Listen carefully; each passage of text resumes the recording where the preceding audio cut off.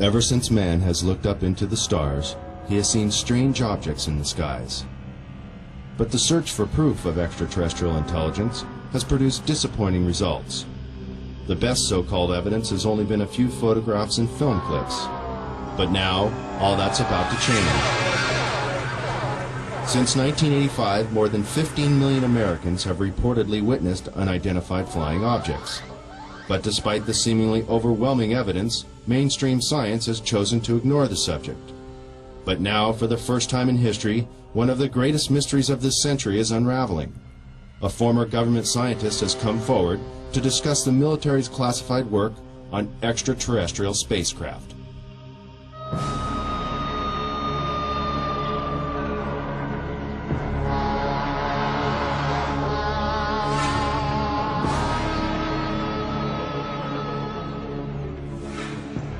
Human advances in technology have exploded in a million directions and show no signs of slowing down. The ever-increasing pace of achievement in the last several decades is unparalleled in human history. The high cost of developing and producing these technologies has limited the number of contenders from the private sector, leaving the government and large corporate businesses on the cutting edge of new discoveries. Always in the public eye, big business competes for high-paying contracts, working night and day to invent or further develop the next big thing to satisfy the masses. The government, on the other hand, must conceal information concerning national security that, for obvious reasons, should not be public knowledge. But when it comes to matters concerning the welfare of our planet, the living beings on it, or potential clues to the mysteries of the universe, many believe it should be our right to know. The end of World War II and the invention of the atomic bomb signaled a new era of international mistrust. Since the earliest days of the Cold War, which coincides with the Roswell incident and the start of the modern UFO era, the military has been especially secretive about its advances and achievements, while always searching for the perfect weapon or super sophisticated tool of espionage.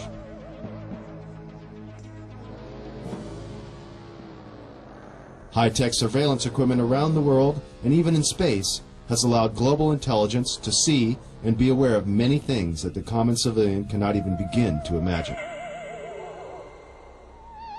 The military recruits many talented civilians when special expertise is required, and propulsion systems expert Bob Lazar claims he was one of them. In this exclusive interview, he gives his detailed account of his employment with the Department of Naval Intelligence at the top-secret facility known as S4, where, according to Bob, he was hired to work on recovered alien spacecraft. S4 is located 125 miles north of Las Vegas and 15 miles south of Groom Lake. This now not-so-secret military base at Groom Lake, Nevada, is known as Area 51, or Dreamland, as insiders like to call it.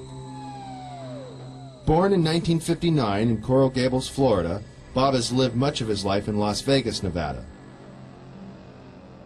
With degrees in physics and electronics from MIT and Caltech, he has dabbled in everything from chemistry to fireworks in an effort to understand the finer points of propulsion. He has even assembled a jet car with a 22,000 horsepower engine salvaged from a Navy F-3D Sky Knight that is capable of land speeds of over 350 miles per hour. Fate took a serious turn for Bob in 1982. Arriving early for a lecture at Los Alamos National Laboratory in New Mexico given by Dr. Edward Teller, one of the inventors of the atomic bomb, Bob was able to meet and talk to the famous physicist. Coincidentally, Dr. Teller was reading the local paper, The Monitor, with a featured front-page article on Bob, and the two struck up a conversation.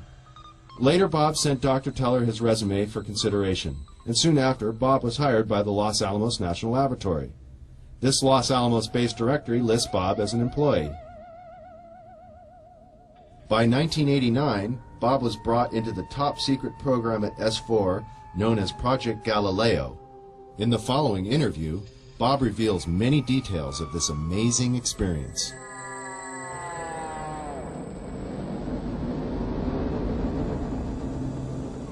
Did you witness any disk technology at Area 51?